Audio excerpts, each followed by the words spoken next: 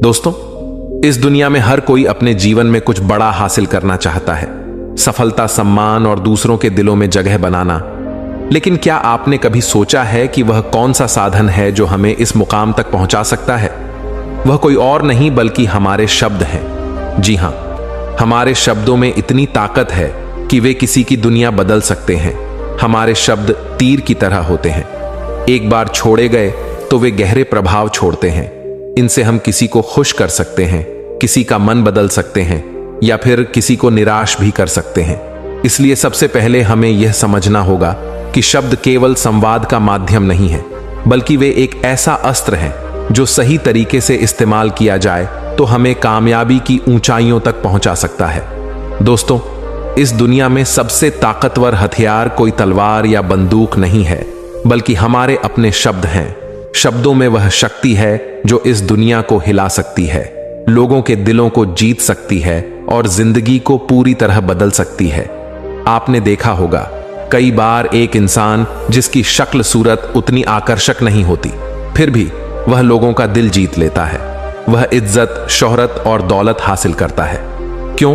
क्योंकि वह जानता है कि कैसे सही तरीके से शब्दों का इस्तेमाल करना है। सोचिए, क्या आपने कभी ऐसे इंसान को देखा है जो देखने में साधारण हो लेकिन लोग उसके दीवाने हों? क्या ऐसा व्यक्ति आपके जीवन में कभी आया है जिसने अपने बोलने के तरीके से आपको प्रभावित किया हो? ऐसे लोग जीवन में नाम, शोहरत, इज्जत और दौलत कमाते हैं सिर्फ अपनी बातों से। आपने देखा होगा, कई लोग पढ़ाई लिखाई में तो कमजोर होते हैं लेकिन अपनी बातों से ही कामयाबी की सीढ़ियां चढ़ते जाते हैं। ऐसा इसलिए क्योंकि वे जानते हैं कि सही समय पर सही तरीके से सही शब्दों का इस्तेमाल कैसे करना है। याद रखिए, बोलने की कला सीखने के लिए आपको किसी विशेष शिक्षा की जरूरत नहीं, बस आपको अपने अंदर के आत्मविश्वास को जगाना है, अपनी भावनाओं को शब्दों के माध्यम से सही तरीके से व्यक्त करना है। जब आप इस कला में माहिर हो जाते हैं तो फिर कोई भी मंजिल आपके लिए दूर नहीं रह जाती। शब्दों का जादू इतना शक्तिशाली होता है कि वह रोते हुए को हंसा सकता है और हंसते हुए को रुला सकता है। यह वही जादू है जिससे नेता पूरे देश पर राज करते हैं, कलाकार पूरी दुनिया का दिल जीतते हैं और व्यापारी अपने व्यापार को शिखर पर ले जाते हैं। यह वही जादू है जो हमें हमारे जीवन के हर क्षेत्र में कामयाब बना सकता है। तो चलिए जानते हैं इस कहानी के माध्यम से कि हम बातों से दुनिया कैसे जीत सकते हैं, कैसे हम किसी से अपना काम करवा सकते हैं, कैसे हम किसी को अपना दीवाना बना सकते हैं। लेकिन इससे पहले कि आप कहानी में खो जाएं, वीडियो को लाइक और चैनल को सब्सक्राइब जरूर करें। एक समय की बात है, हिमालय की घाटी में एक बहुत ही महान बौद्ध भिक्षु रहते थे। उनकी ख्याति दूर दूर तक फैली हुई थी। एक दिन एक व्यक्ति उनके पास आया और वह व्यक्ति उस बौद्ध भिक्षु से कहता है कि हे गुरुवर, सब यही कहते हैं कि चालाकी से बात करो, चालाक बनो, अन्यथा तुम हमेशा पीछे रह जाओगे। हे गुरुवर, आप ही बताएं कि चालाक कैसे बना जाता है। क्या आप हमें चालाक बनने के बारे में कुछ बता सकते हैं? बौद्ध भिक्षु ने उस व्यक्ति की सारी बातें बड़े ही ध्यान से सुनी और उसके बाद मुस्कुराते हुए वह उस व्यक्ति से कहते हैं, तुम मेरी बात बड़े ध्यान से सुनना। जो मैं तुम्हें बताने वाला हूं वह बहुत ही महत्वपूर्ण है, इसीलिए इसके एक एक शब्दों को बहुत ही ध्यान से सुनना और इसे समझने का भी प्रयास करना। इस दुनिया में यदि कोई सबसे ताकतवर हथियार है तो वह है हमारे शब्द। फिर चाहे वह शब्द लिखे गए हों या फिर बोले गए हों, यह शब्द एक ऐसा हथियार है जिसका यदि सही समय पर, सही व्यक्ति पर और सही तरीके से इस्तेमाल किया जाए तो आप अपनी पूरी जिंदगी बदल सकते हैं। और इतना ही नहीं, यदि हम चाहे तो अपने शब्दों को फूलों की तरह भी इस्तेमाल कर सकते हैं और यदि हम चाहे अपने शब्दों को तीरों की तरह भी इस्तेमाल कर सकते हैं। हम हमारे कहे गए शब्द गहरे से गहरे घाव भी भर सकते हैं और कभी कभी हमारे यही शब्द गहरे से गहरे घाव भी दे जाते हैं। हमारे शब्द में इतनी ताकत होती है, यदि आप चाहे तो अपने कहे गए शब्दों से किसी की जिंदगी बना सकते हैं और चाहे तो आप अपने इन्हीं शब्दों से किसी की जिंदगी बर्बाद भी कर सकते हैं। हमारे शब्दों में इतनी ताकत होती है कि आप चाहे तो दूसरों के जीवन में खुशियां भर सकते हैं और यदि आप चाहें तो अपने इन्हीं शब्दों का इस्तेमाल करके उनके जीवन में दुखों का सैलाब ला सकते हैं। आप चाहे तो इन्हीं शब्दों से किसी के रिश्ते बना भी सकते हैं। और यदि आप चाहे तो इन्हीं शब्दों से किसी के रिश्ते तोड़ भी सकते हैं। आपके अपने कहे गए शब्द आपको कामयाबी भी दिला सकती है और वही आपके कहे गए शब्द आपको पूरी तरह से तबाह भी कर सकते हैं। शब्द न केवल एक इंसान को बल्कि पूरे परिवार को, पूरे शहर को और पूरी इस दुनिया को बर्बाद करने की और निर्माण करने की ताकत रखते हैं। इसलिए शब्दों को इस दुनिया का सबसे ज्यादा ताकतवर और घातक हथियार माना जाता है। इसलिए हमें अपने शब्दों का इस्तेमाल सही ढंग से करना चाहिए ताकि उसका इस्तेमाल करके हमें और दूसरों को भी भला पहुंचे। और इसीलिए मैं आज तुम्हें शब्दों के कुछ जादू के बारे में बताने वाला हूं। और अब आपके मन में यह प्रश्न उठ रहा होगा कि क्या शब्दों में भी जादू होता है? तो हां, अवश्य ही शब्दों में जादू होता है, लेकिन यह दिखता नहीं है, परंतु इसका असर आपको अवश्य नजर आता है। हमारे शब्दों में कमाल का जादू होता है। यह चाहे तो रोते हुए को हंसा दे और हंसते हुए को रुला दे। किसी की दुनिया में खुशियां भर दे तो वही किसी की दुनिया में दुखों का सैलाब भर दे। शब्दों में ऐसा जादू होता है जिससे हर इंसान आपकी तरफ खींचा चलाएगा। जो इंसान शब्दों का जादू जान गया, इस संसार में उससे बड़ा जादूगर और कोई नहीं हो सकता। लोगों से बात करना, उनसे अपने कामों को मनवाना, यह एक कला है और यह कला आपको सीखनी चाहिए। इसके बाद आपको कुछ भी सीखने की कोई आवश्यकता नहीं पड़ेगी। बस आपको बोलने की कला आनी चाहिए। उसके बाद हर कामयाबी आपकी होगी। आप जिस इंसान को भी चाहेंगे वह आपकी तरफ आकर्षित होने लगेगा। और यह बोलने की कला सीखने के लिए आपको कोई धन खर्च करने की भी आवश्यकता नहीं है। आपने देखा होगा कि कई लोग बहुत ज्यादा पढ़ाई तो करते हैं, लेकिन उनके पास बोलने की कला नहीं होती, जिस वजह से वह अपने जीवन में कभी सफल नहीं हो पाते। लेकिन आपने वहीं पर कुछ ऐसे भी लोगों को देखा होगा जो पढ़ाई लिखाई में तो बहुत कमजोर रहते हैं, लेकिन बोलने की कला में वह माहिर होते हैं और वह लोग अपने जीवन में लगातार सफलता की सीढ़ी पर चढ़ते चले जाते हैं और उन्हें रोकने वाला भी कोई नहीं होता।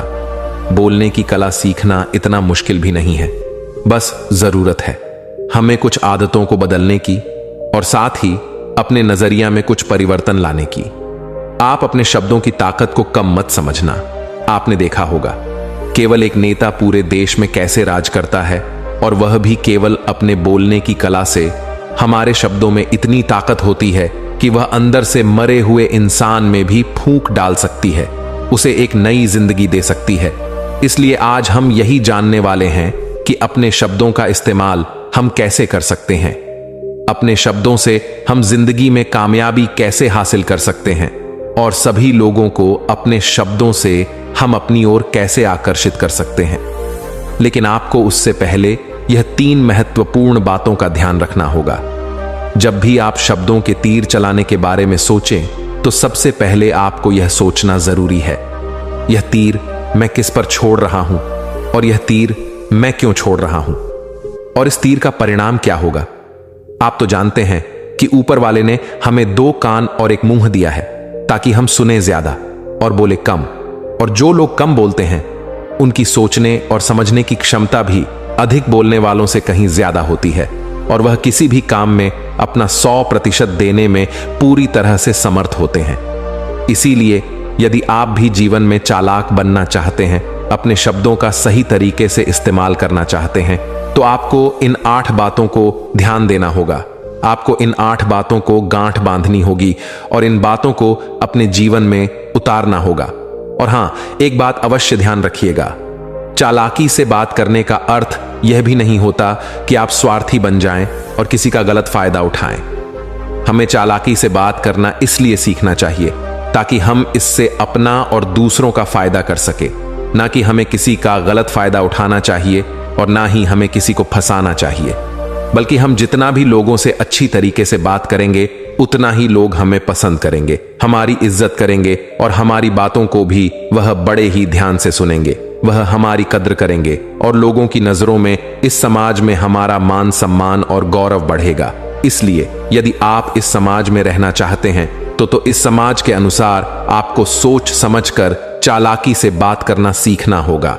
आगे वो बौद्ध भिक्षु उस व्यक्ति को पहली बात बताते हुए कहते हैं कि अपनी बातों को कम से कम शब्दों में व्यक्त करना सीखो, क्योंकि बुद्धिमानी का मतलब होता है कि चीजों को आसान बनाया जाए। यदि आप अपनी बातों को दूसरे व्यक्ति को कम से कम शब्दों में नहीं समझा सकते हैं तो वह आपकी बात नहीं सुनना चाहेगा। उसे आपकी बातें बोर लगने लगेंगी और वह आपसे दूर भागने लगेगा। आपने देखा ही होगा कि आपके आसपास कोई ना कोई व्यक्ति तो जरूर होगा जो अपनी बातों को बहुत घुमा फिरा कर, बहुत बढ़ा चढ़ा कर बोलता है, और ऐसे व्यक्ति पर आप कैसा महसूस करते हैं, ठीक वैसा ही वह सामने वाला व्यक्ति आपके लिए महसूस करेगा। क्योंकि आजकल अक्सर लोग बातों को इधर उधर घुमाकर ही कहते हैं। उन्हें सीधी बात करना अच्छा ही नहीं लगता, लेकिन वह यह भूल जाते हैं कि वह अपनी बातों को और भी ज्यादा मुश्किल कर रहे हैं, जिससे उनकी बातों में कोई भी दिलचस्पी नहीं लेता। इसीलिए आपको इस बात का ध्यान जरूर रखना चाहिए कि अपनी बातों को कम से कम शब्दों में लोगों तक पहुंचाएं, और यही बुद्धिमानी है। क्योंकि आजकल के दौर में हर किसी के पास इतना समय नहीं है कि वह आपकी लंबी चौड़ी बातें सुन सके। सभी के पास अपने अपने काम हैं, सभी अपने अपने कामों में व्यस्त हैं, अपने जीवन में व्यस्त है, और आप खुद ही अपना समय क्यों बर्बाद कर रहे हो?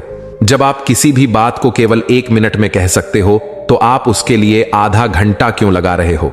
जितना ज्यादा आप कहेंगे उतने ही सस्ते आप महसूस होंगे, और जितना ही कम शब्दों में आप अपनी बातों को लोगों तक पहुंचाएंगे तो लोग उतना ही ध्यानपूर्वक आपको सुनना और समझना पसंद करेंगे। आगे वह बौद्ध भिक्षु उस व्यक्ति को दूसरी बात बताते हुए कहते हैं कि दूसरों का दिल जीतना सीखो।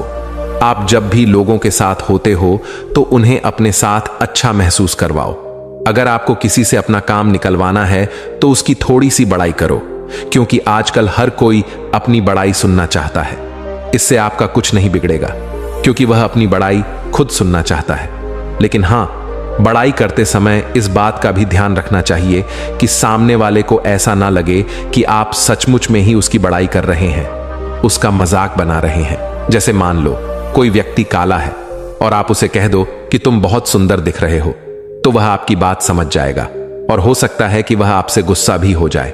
बल्कि आप उससे कुछ इस तरीके से बात करें कि अरे दोस्त, आज तो तुम बहुत अच्छे लग रहे हो।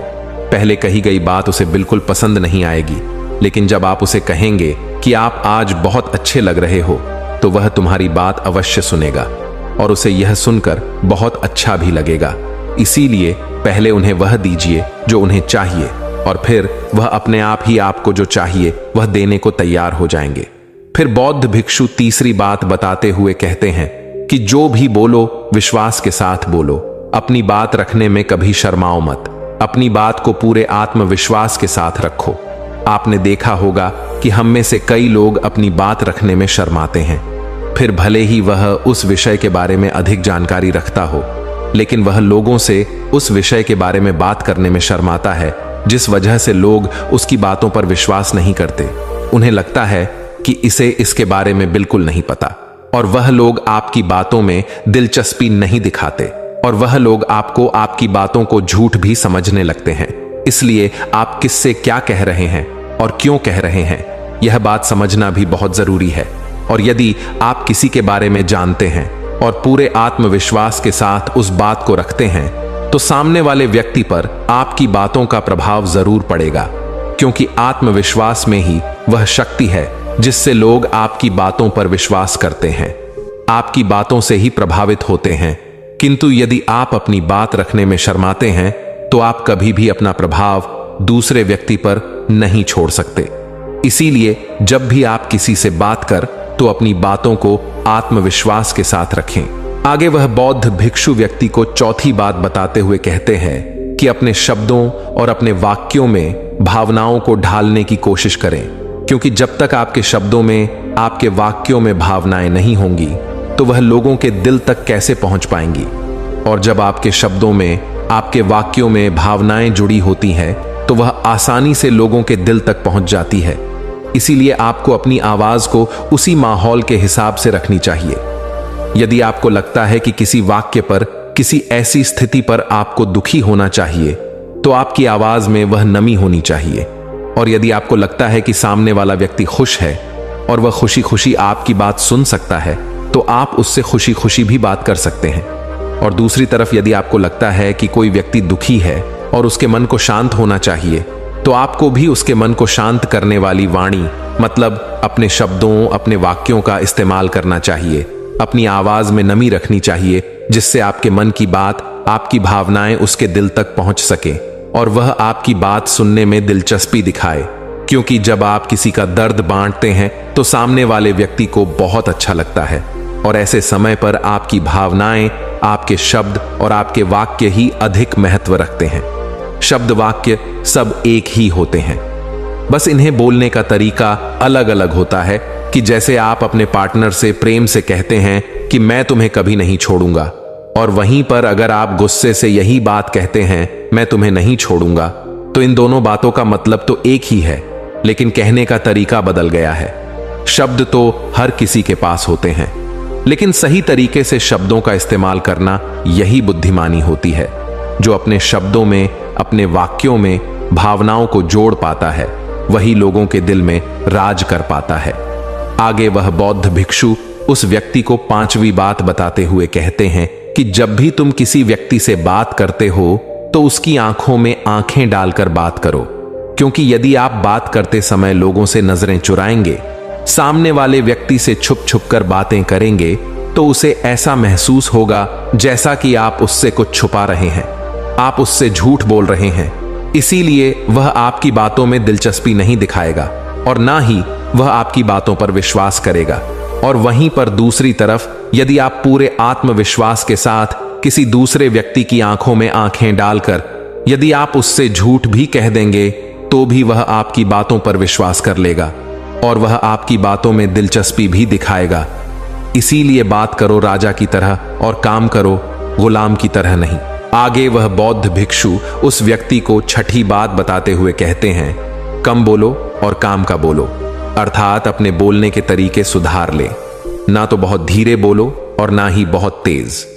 अपने शब्दों का उच्चारण सही और स्पष्ट तरीके से करें।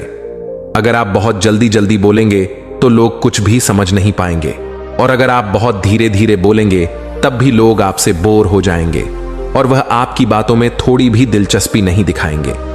यदि आप बहुत चिल्ला चिल्ला कर बोलेंगे तब भी लोगों को आपकी आवाज पसंद नहीं आएगी, और यदि आप बहुत धीरे धीरे बोलेंगे तब तो लोगों तक आपकी आवाज ही नहीं पहुंचेगी और आपकी बातों का असर भी नहीं होगा।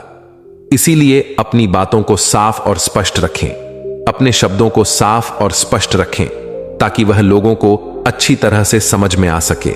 क्योंकि अक्सर यह देखा गया है कि जब भी कोई इंसान बोलना शुरू करता है तो उसके शुरुआती 90 सेकंड यह कहते हैं कि लोग उसे सुनना पसंद करेंगे या नहीं, और यह भी बताता है कि वह व्यक्ति एक कुशल व्यक्ति है या नहीं।